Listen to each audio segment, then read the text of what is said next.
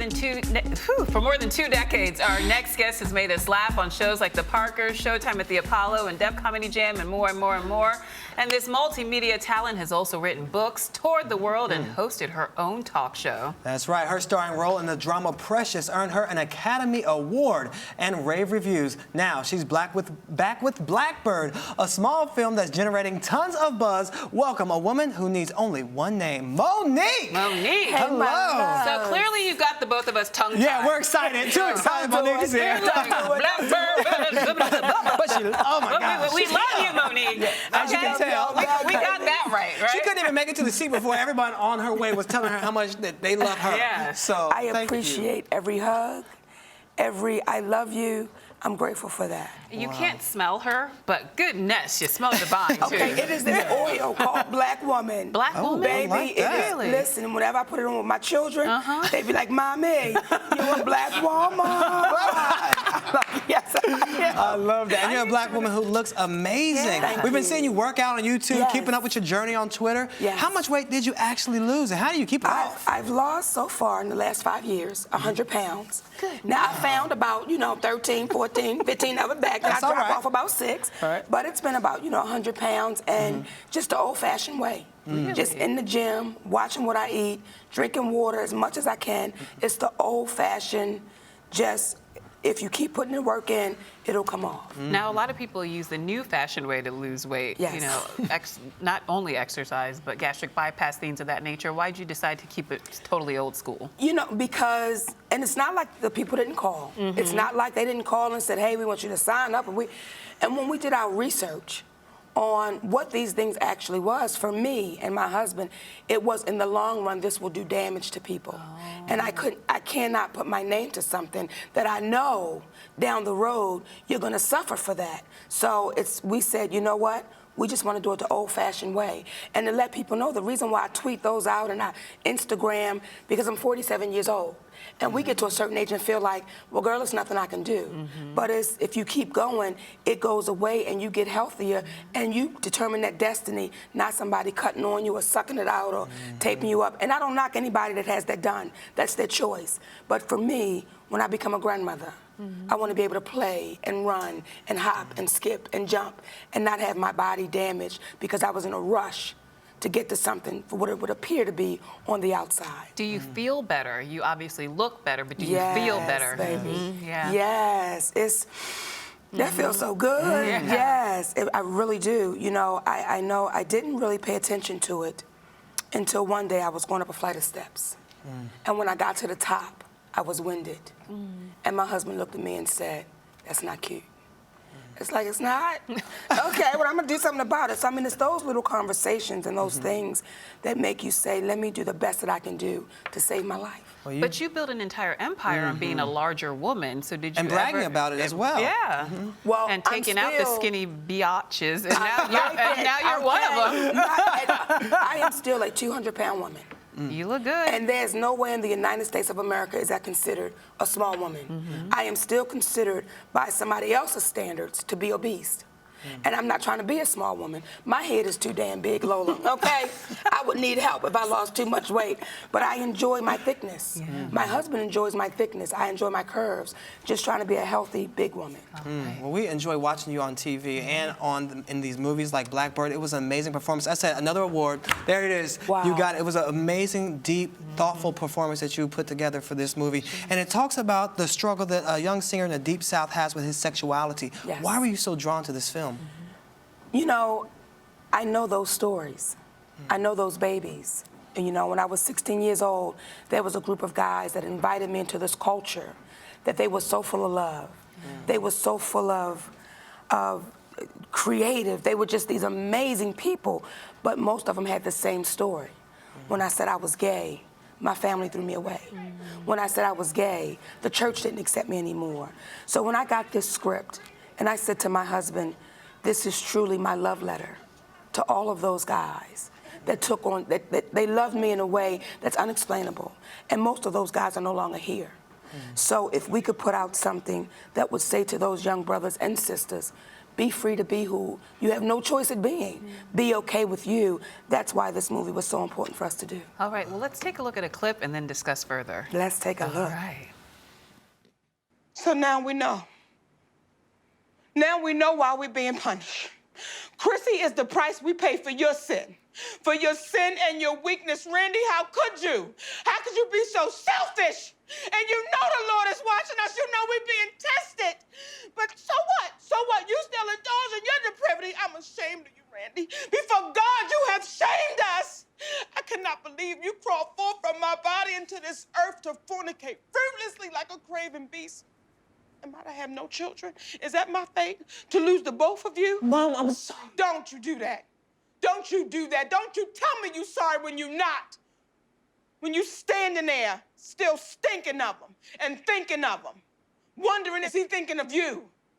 Trying to figure out when you're gonna see him next, aren't you? Aren't you? Yes. You disgust me. But you will never, never make me give up my family. Wow. How do you recover, detox after a scene like that? What do you do after the director says cut, after something so emotional? I hugged my baby. And I said, you good? And he said, I'm good, you good? And that's how you deal with it. You know, in the moment, you want to give it as much honesty as you can, because oftentimes we don't see ourselves until we see it in someone else. And there's a lot of Claire Russos out there that just cannot seem to love their baby because of what they believe is in a book, because of what they're told in the pulpit on Sunday mornings and in Bible school. So to bring the honesty to that woman, once they say cut, it is just cut. And you leave it right there, but you make sure that with Julian Walker, and he was so protective. Yeah. Even though we played these characters, we were so protective of each other as Julian and Monique. And to spit on someone, and it's real, that ain't no special effects. That's not CGI. Baby, that is okay. Real spit. So we had to hold on to each other and say, you good, and we move past it. We leave it right there. How do you prepare to play that character, Monique? Walk us through that process. And where do you have to go inside of you to be able to bring that to the screen? You know, I'm not the actress that has studied acting. I'm not the actress that has to be into a character for a month before I can get it. I'm that person that says, I know that woman. I've seen her. I've talked to her. I've dealt with her. So when he says action, I'm that woman, and that's it. And when he says cut, I'm Monique. So I don't know to go to these deep places, and Dark places. The place I do know to go to is honesty. And that woman is so deeply rooted in what she believes in that moment, how could you do this to our family? How could you shame us like that? Don't you know you're going to hell? In that moment, I have to be that woman with those feelings. And that performance is just an example of why people love watching you. But you've been on a 5-year hiatus. Why so long?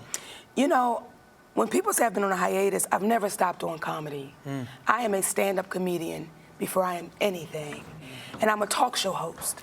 Being an actress was not what I went to Hollywood to do. I went to Hollywood to be a talk show host. Becoming an actress is something that literally fell into my lap. We wanted to show them a talk show pilot. They said, we're not doing a talk show, but if she can act, she has her own show. In comes the Parkers. So, you know, to be introduced to an industry like that, what a gift and what a blessing that literally had just walked me into the door. Okay, you've been in the news a lot lately. Yes, I have, Lola. Okay, so let's Now, just talk clear it about out. it. Let's talk Lola. about it. Were you blackballed by the industry? Were you not blackballed? Were you blackballed by a certain director? What's the story here? Because we see different quotes Well, taken I out was of never context. blackballed by an industry. Okay. I never bought into that. So Hollywood didn't blackball you? Not that I know of. Okay. No one in Hollywood ever said, we're blackballing you. I really believe that was Lee Daniels' perception of what he thought it was. And when people didn't see me, and Mr. Daniels said, you've been blackballed, they married the two together and said, that's why we haven't seen her, because she's been blackballed. Wasn't blackballed at all. The scripts didn't stop coming. The offers didn't stop coming, but they just didn't make sense. Got you. And if we continue to accept those low offers and those scripts after you've won not just that award, but numerous awards, what does it do for the little black girl who's not here yet? Do we continue to have the same story and our faces just change, or do we begin to change the story? So that's why when you say a 5-year hiatus, it just didn't make sense. And if it does not make dollars, it does not make sense. I like that. Okay, so now what's your clear up relationship oh, now yeah, with Lee Daniels? And would you ever work with him again? Well, I love Lee Daniels. And Lee Daniels is one of the most brilliant visionaries of our generation. Would I ever work with him again? Yes, because I love his vision. We've reached out to Mr. Daniels, and we've heard nothing back through email because I no longer have his telephone number. But I have no animosity towards my brother. I realized when he got on TV, he said some things that weren't true. And had he just said the conversation, we wouldn't be here today.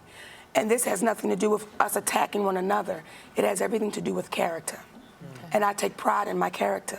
And I've worked very hard to have a reputation that you never have to question my yeses or my no's. It's one way or the other. So that's why I had to bring it to the forefront, because oftentimes, Lola, especially we as women of color, I was going to ask you about we that. get too afraid and we say, I won't say anything because what if they don't call me again? Well, I'm too afraid not to say anything because I have to live with me past this moment. So do you think gender and color may have had something to do with the notion that there are rumors that you may have been difficult to work with in the past? Do you think that has helped shape that? No, I don't, because Okay. I think that when you hear our white sisters saying, we want wage equality. Right. Well, if our white sisters are saying it, what do you think we're saying? Yeah. I think that it becomes a human issue Yeah. when you're just in a space of, I can treat you this way because I just can. Right. And you have to take a stand and say, well, let me ask you why you think you can do that. And I not say anything. And I no longer want Hattie McDaniel turning over. Right. I no longer want the ones whose shoulders we stand on saying, I took that so you wouldn't have to take that.